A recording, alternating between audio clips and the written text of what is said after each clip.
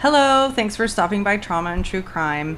I have some breaking news that is very important to Domestic Violence Awareness Month, and that is that Larry Millete, the husband of Maya Millete, who has been a person of interest for 9 months in her disappearance, has been arrested.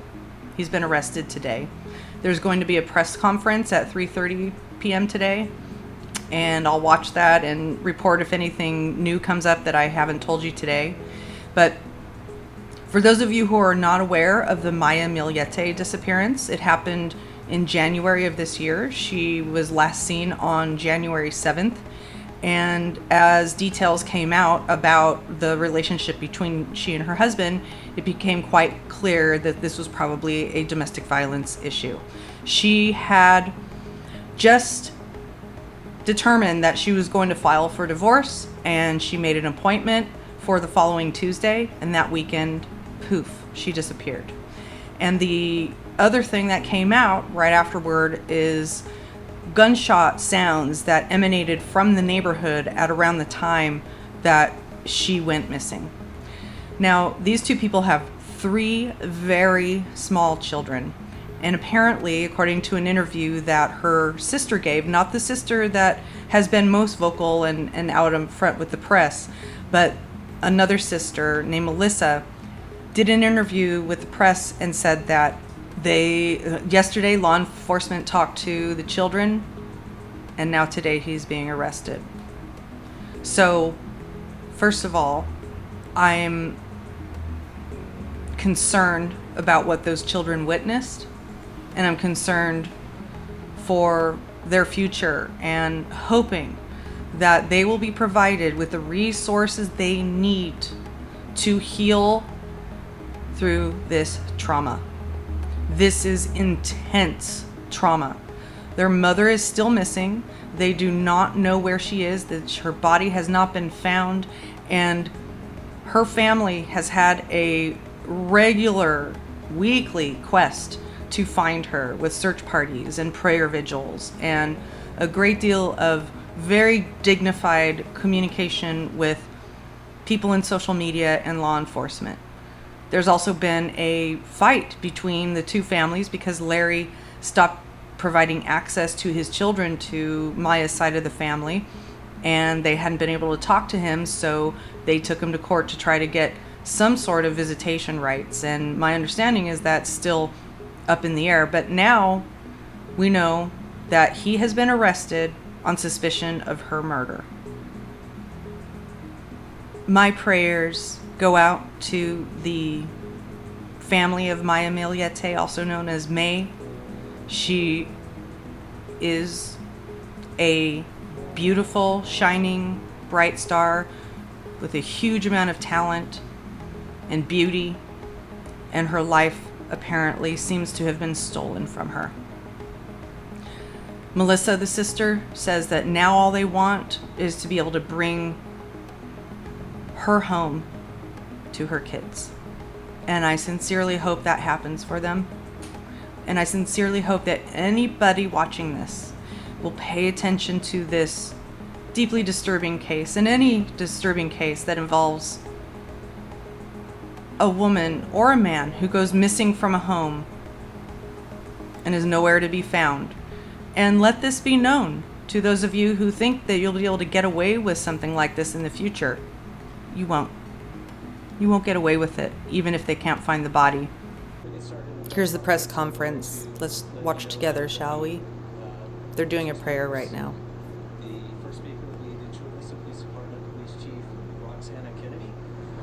And the second speaker will be the San Diego County District Attorney, Summer Steffen.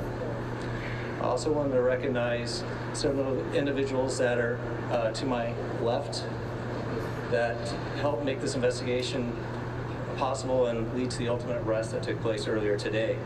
And that would be FBI from San Diego Special Agent in Charge, Suzanne Turner.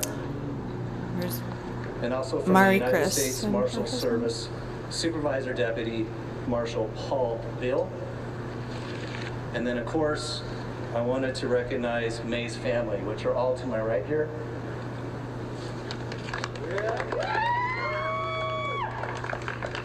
The guy in the black. And May's sister, Mary Chris, Mary will be Chris. saying a few words. That's Mary Chris's today, husband. And she'll be representing May's family. With that, I'd like to introduce the Chula Vista Police Chief, Roxana Kennedy. Thank you. Thank you. Good afternoon. As Lieutenant Pink mentioned, my name is Roxana Kennedy. I'm the Chief of Police for the Chula Vista Police Department. And I want to first thank everyone. The audio for is very attending low. today's I've press got it as high as conference with such possible. short notice. Along with our law enforcement leaders, I am joined today by Maya Millete's family, her friends, and our community members. Today at 11:42 a.m., the Chula Vista Police Department SWAT team served an arrest warrant and arrested Larry Millete for the murder of his wife. Many of you are all very concerned about May's children. I want you to know that they are safe. May was first reported missing to the Chula Vista Police Department shortly before midnight on January 9th, 2021.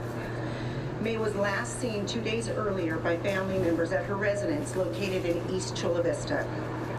Since being notified of May's disappearance, officers and investigators have remained committed and committed to determining the circumstances behind her disappearance. As the scope and complexity of the investigation grew, so did the size and the scope of the investigative effort.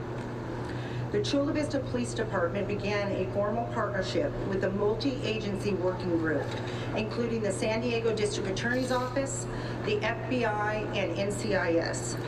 The primary goal was to bring May home to her family or bring justice to the person responsible for her disappearance.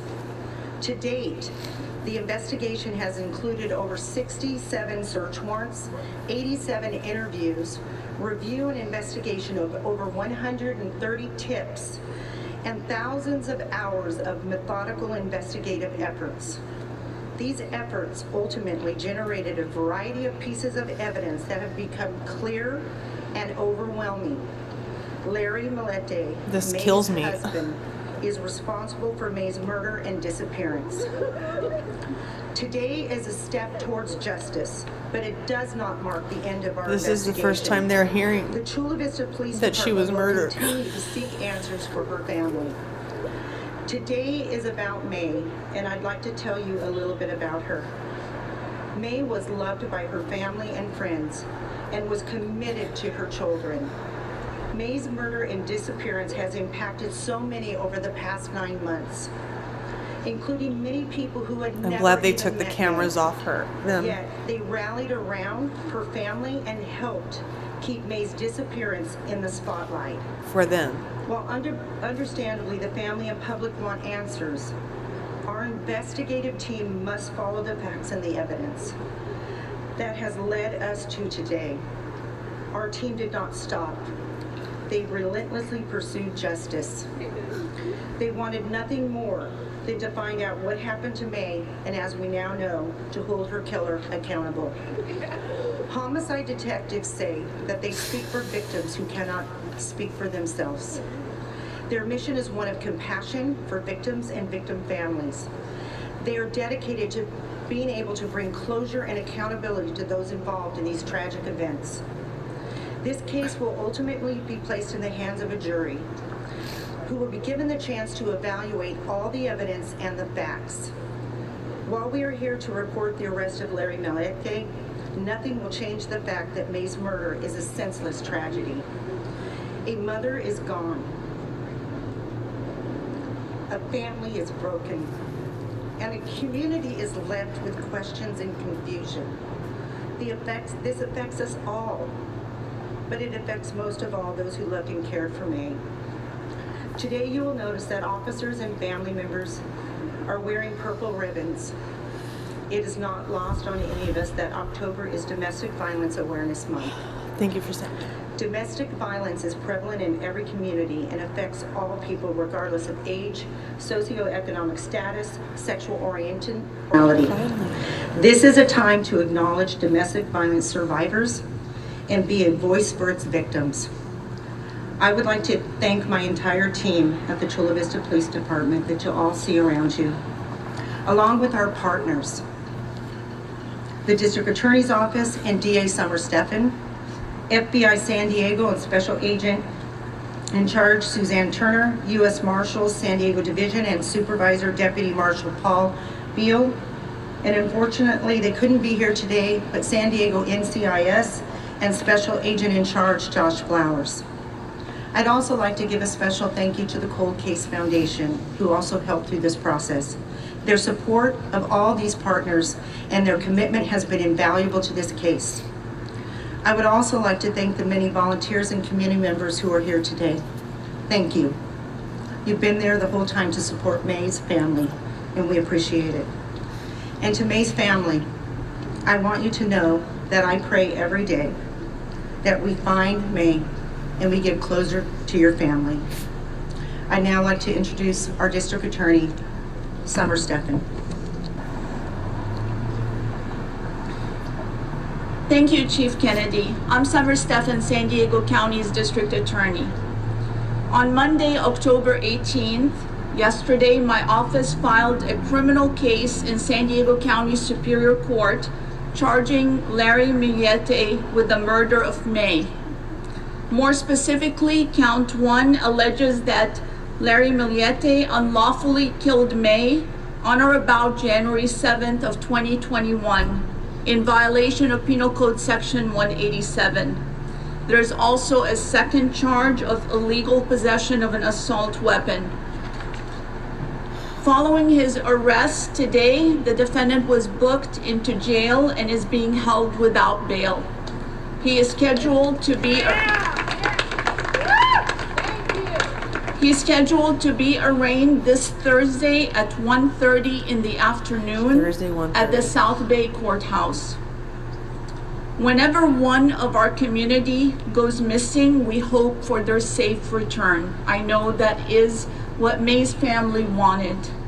Sometimes missing person cases remain unsolved, but as the evidence unfolded in this case, meticulously and carefully, block by block, it pointed in one direction, that May was murdered.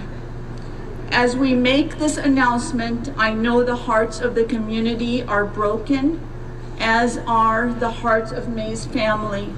I wish we had better news for them. The only thing that we can do in the face of this senseless violence is to bring justice, to work tirelessly to make sure that we cannot bring May back, but that we can bring justice. And that's what it's about. As we make this announcement, understand that there's going to be questions about the fact that May's body is still missing. California law, and similar to across the nation, is very clear that the murder charges, that we can file murder charges despite not having a body. In fact, the law is so crystal clear that we cannot let someone murder someone and gain a benefit by hiding the body in a way that we can't discover it. In fact, there is case law that we will be using in this case that makes it even more clear that a missing body is circumstantial evidence that there was foul play and that it's a murder, because somebody who takes their own life cannot hide their own body. We filed this case based on the evidence that was developed during an extensive 9-month investigation. Chief Kennedy and her team left no stone unturned. I am so proud to work with Chula Vista Police Department and its brave members that put everything on the line to help bring May home, and in the absence of that, to find who killed her. When Chief Kennedy called on my office to assist, the answer was a resounding yes. I assembled an elite team that includes a homicide prosecutor, a district attorney investigator, a cold case homicide investigator, and a crime intelligence analyst, to name a few. We had one goal in mind. We worked hand in hand with Chula Vista Police Department to turn over every stone to solve this case. I have to pause and thank the DA team that are here with me today, the essential team that devoted themselves to this case and will continue this fight for justice going forward in the courtroom of law. Our homicide prosecutor, Christy Bowles, back here, our lead district attorney investigator, James Rhodes, and our cold case homicide investigator, Matt Grindley, along with our crime intelligence analyst, Peter Villafort, who you will learn was able to uncover some key evidence, with the support of Chief Deputy District Attorney Tracy Pryor and Commander Eric Nava.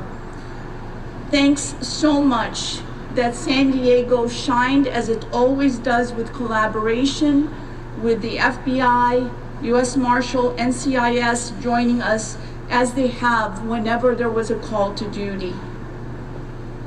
I'm going to provide a brief synopsis of the evidence. Understand that a lot of the evidence cannot be shared. It will be shared in the courtroom. However, there is an unsealed portion of the arrest warrants that includes evidence that would not compromise additional investigation.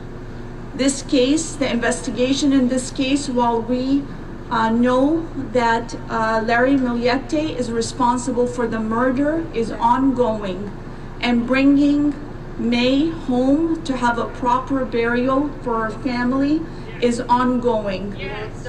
So what you will get is the things that will not compromise a jury trial.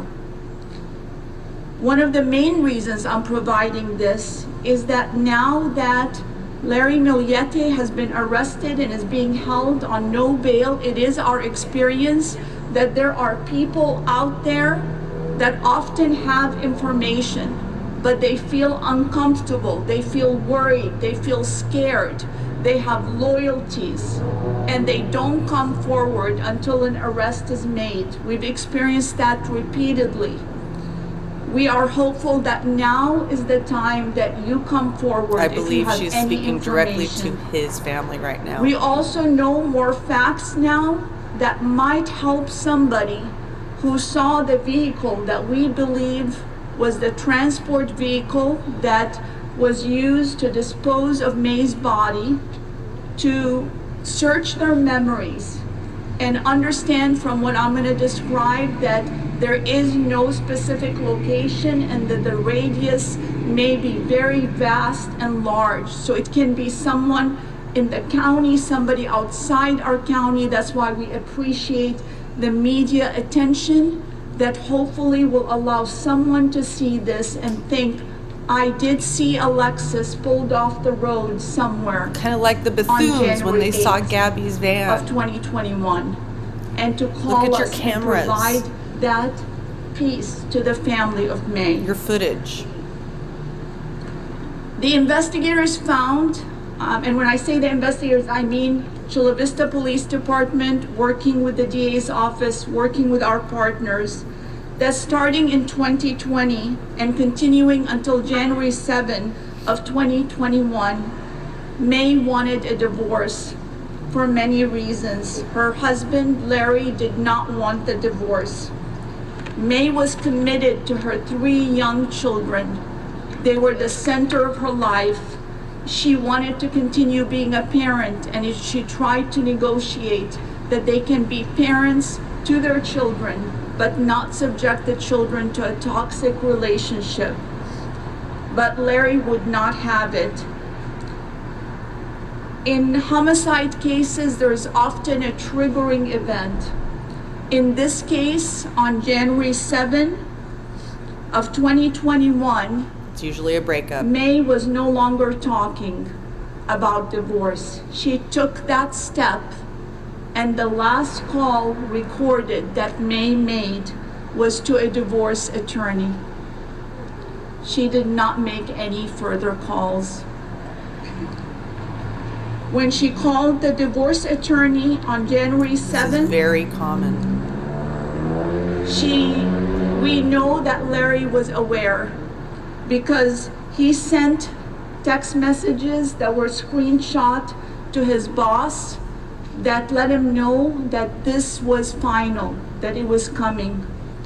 It also turns out, and this is from extensive search warrants, everything is done by the book, extensive search warrants that were done by Chula Vista Police Department with the help of our team that uncovered a trail of things that were happening that were of great concern. Larry was trying to hold on to May, and he resorted to contacting what are called spellcasters. I've never had a case where that was involved. These spellcasters would be asked to make May want to stay in the relationship. But as December of 2020 came, those messages to spellcasters were a lot more threatening. He was asking for May to become incapacitated, for May to be in an accident, to have broken bones so that she could stay at home, thus displaying his homicidal ideations to harm May. The January 7th date was very clear. She not only had called the divorce lawyer, but she had set an appointment for January 12th to meet with the divorce lawyer in order to carry out the divorce. She wanted that date and not Friday, January 7th, because their daughter had a birthday that she had planned, and again, the kids were the center of her world. And she did not want to do anything to disrupt that birthday that was going to take place. They were planning to go to Big Bear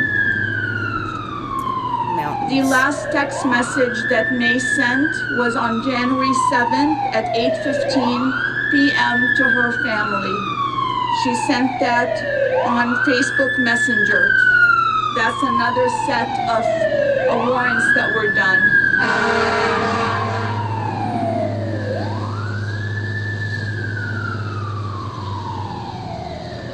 In the afternoon of January 7, Larry Millete sent a really telling text. He said, "I think she wants me to snap, and I'm shaking inside, ready to snap." Wow.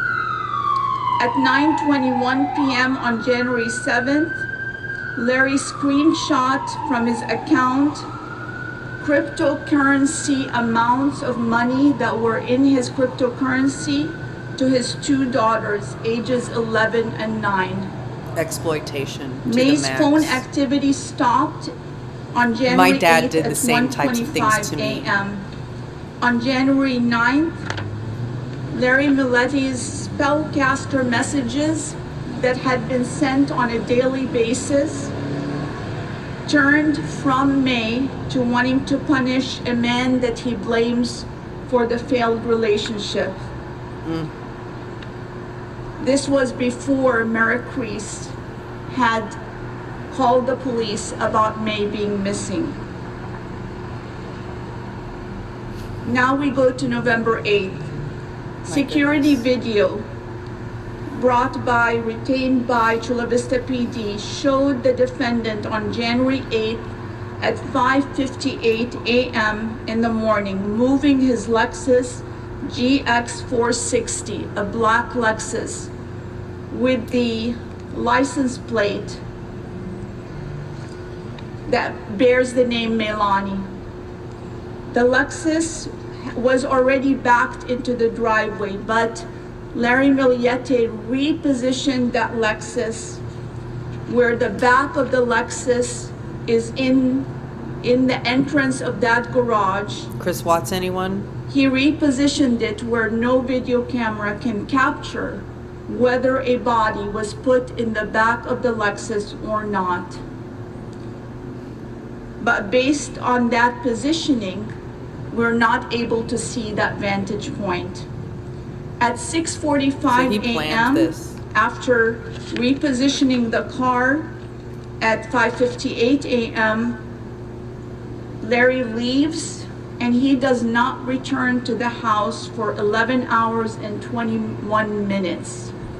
He leaves his phone behind so that there is no ability to track the And GPS he or leaves his location on the kids phone. there alone. He takes his 4-year-old and leaves the 2 older children at home. When asked by investigators, he said that he went to Solana Beach for 11 hours and 20 minutes at the temperature that January 7th is. When shown a map, he pointed to the Torrey Pines Beach, which is 4 miles away from the Solano Beach. Interesting. On that North. date, his employer was calling frantically, January 8th. He even called May, saying this is not like Larry not to show up to work, and wondering where Larry was. His father called, checking where he is, but no response. The phone was not operating. On January 26, detectives served a search warrant to seize the contents of the Lexus's infotainment system. This is an older 2015 Lexus, so it doesn't have the capacity that we have today. The report generated from the download indicates a navigation event on January 8th at 3:29 p.m. in the afternoon for Larry's home address, 2413 Paseo Los Gatos. So 2.5 hours before returning to the home, he is entering his home address to get to the home. And this is why I am giving this information so the public understands that we do not have a vicinity where the body may be. It may be out 2.5 hours or even further or closer. And that's why we need the public's help.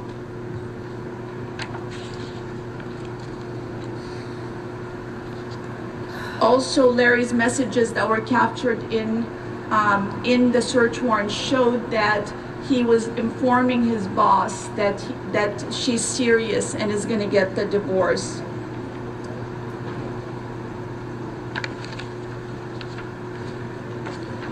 Larry's father even texted him saying, Larry, please turn on your phone. This is January 8th because your boss is calling regarding your job. When a search warrant was served at the residence, they were looking for firearms registered to Larry.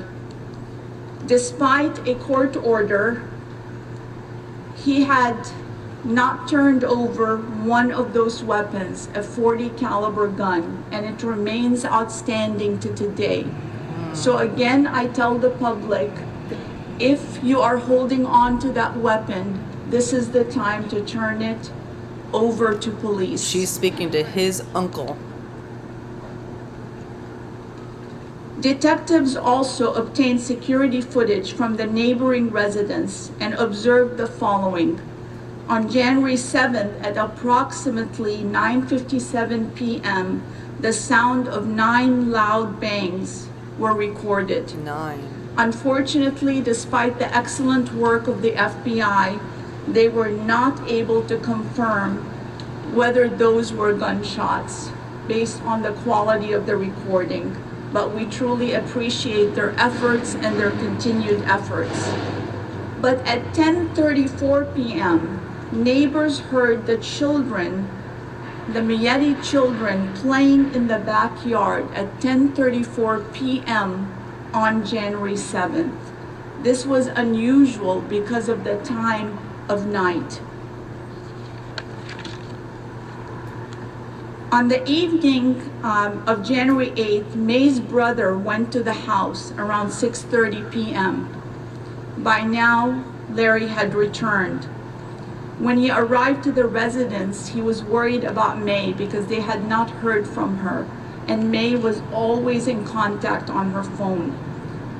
He went up to her room and knocked on the door, and there was no response. And then he went out to the street and looked in her room and did not see any lights. Larry first told the brother that he was at work and doesn't know what May is doing. This is January 8th. And then he said that he changed the story and said he went to the beach with the 4-year-old. The beach is not It's that far important to away. note that it was not Larry that called the police to say that May was missing. It was Mary Priest who went to the house, knowing her sister is always in touch and that her sister was looking forward to the birthday in Big Bear, who called the police.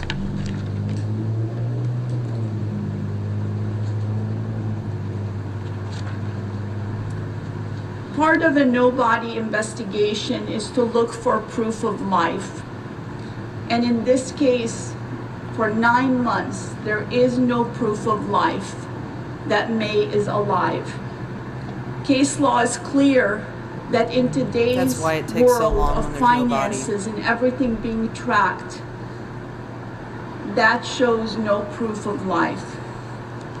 May excelled at her job. She was committed to her career. She loved her children. She was looking forward to a birthday She was the that was breadwinner. coming up that she had planned.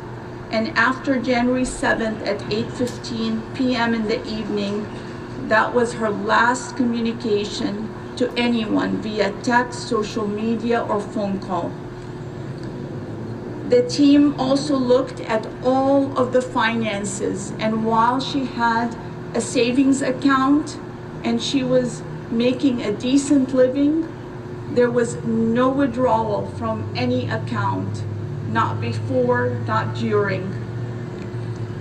All her valuables were left in the house. All 4 cars are accounted for. He kept saying But she a ran key off with piece another of guy. evidence was where was May's phone. Because being able to track that phone gives you a really important piece of the story.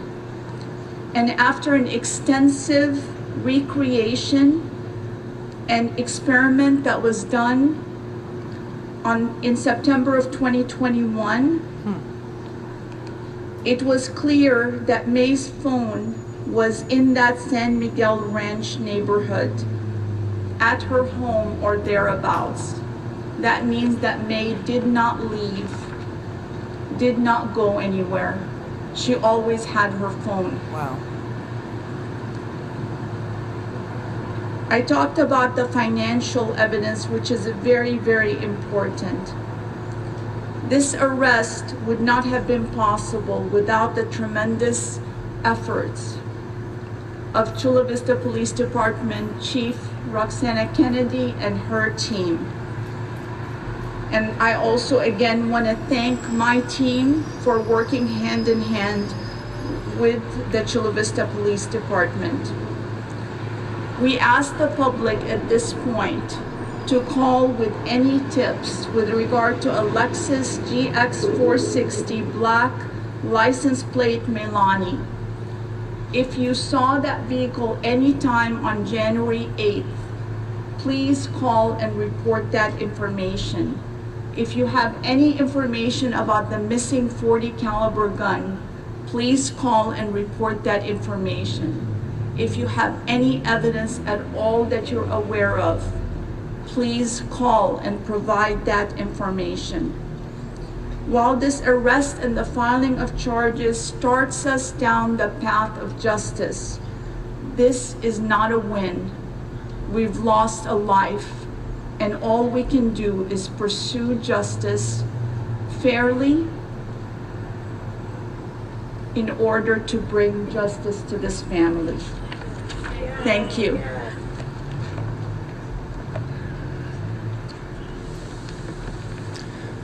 Thank you to Chief Kennedy and San Diego County District Attorney Summer Stephan.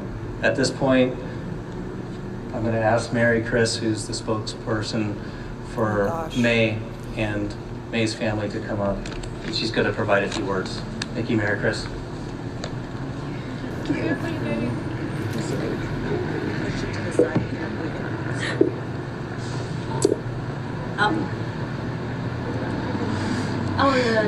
I would want to say thank you, everyone, for being here today, for all your support. Of course, I want to thank Chula Vista Police Department for relentlessly working on my sister's case to this point. Chief Roxana Kennedy, thank you so much. You tell us you're praying for my sister. That means a lot to us. The DA's office, thank you so much. Summers, Stephan, thank you so much, and all your team, thank you. They told us they've been working hard, day and night, working on my sister's case, even though we don't see it, but they're working hard. Justice prevails. Hopefully, to get to this point. It's been 9 months. And also with the community support, we were able to do it. Sorry, it is just overwhelming at this time for me. I'm still trying to take it. Oh, God. Today.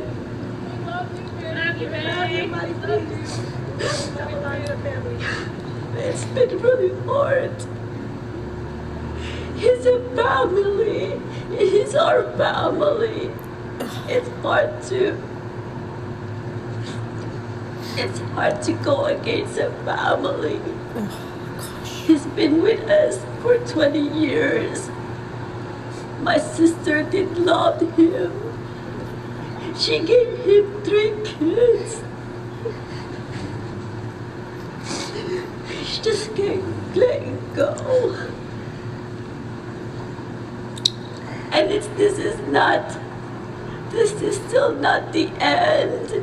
We're still have a long way to go. Do you see what this does to people? Please help us bring my sister home. We will, Marie Chris. We will. I still want to see my sister. I still want her to come home to us.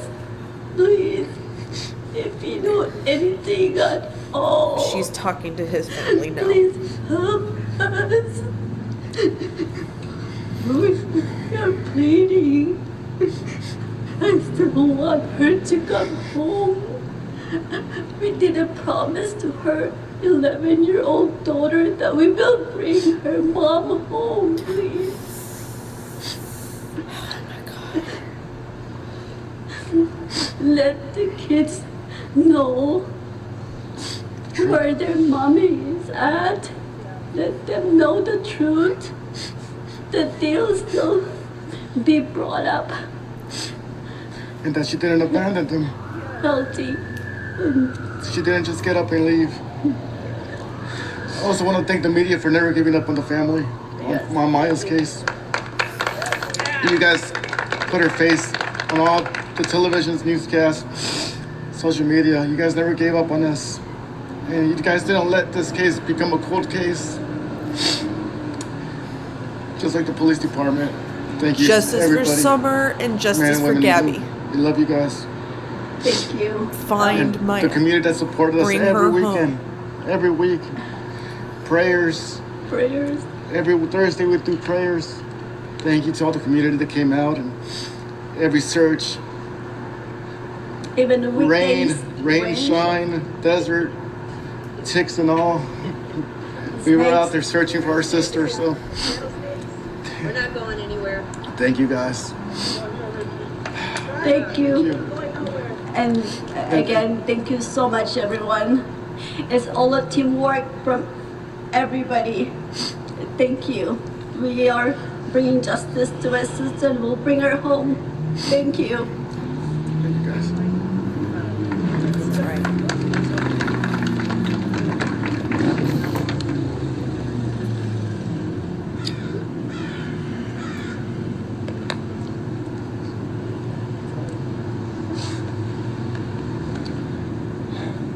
So thank you to Mary Chris and Richard. Like it's been mentioned several times, this is an active and ongoing investigation. We still do not have May's body.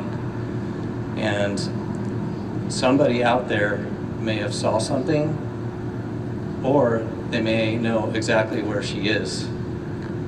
That person can remain anonymous. They can report it to Crime Stoppers, or they can call the Chula Vista Police Department or the District Attorney's Office. And please provide that information. All it could take is one tip, one lead to lead us to where May's body is. Help that family, please, With that, if you know anything. I will open it up to a few questions. If they are specific to the District Attorney's Office, let me know. If they're specific to the Chula Vista Police Department, I'll be happy to try to answer that. I have a question for somebody, a circumstantial case. Yeah, I can't talk about the evidence, but it is a case that's built on a piece by piece circumstantial evidence at this point. You know, we've prosecuted several missing body cases. Fortunately, in one of them recently, the body was discovered right before the trial. We're hoping that that happens really to bring finality to the family. But we feel very confident about the prosecution and the evidence that we have. District Attorney. Seeking the death penalty is not related to whether you have a body or not. It's related to whether we have a special circumstance. Right now, the charges are murder, and there is not an alleged special circumstance. A special circumstance is something like the murder was committed in the course of a robbery, or kidnap, or rape. Those are things that constitute a special circumstance. Maybe some evidence will develop of a special circumstance, but at this point we have a murder. We always want to know where the body is, and we hope that anybody with good conscience will allow May's family and her children to have a burial place to visit their mother. Okay, thank you. Yeah, so unfortunately, this is an active and ongoing investigation. There is a lot of questions that we can answer. We obviously want to protect the case, like the Chief Kennedy and District Attorney Summer Stephan had said. This is going to go in front of a jury. At that point, the case will be laid out to a jury. So until that happens, there's a lot of questions that you have that we are not able to provide you answers with today, just due to the fact that this is ultimately going in front of a jury and will be tried there. I have a question. Is there any questions specific to the Chula Vista Police Department before we wrap it up?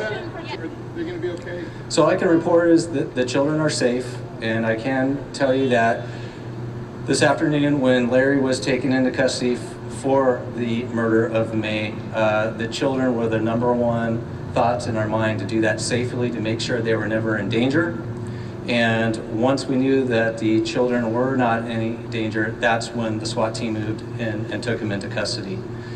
I believe there's one question right here.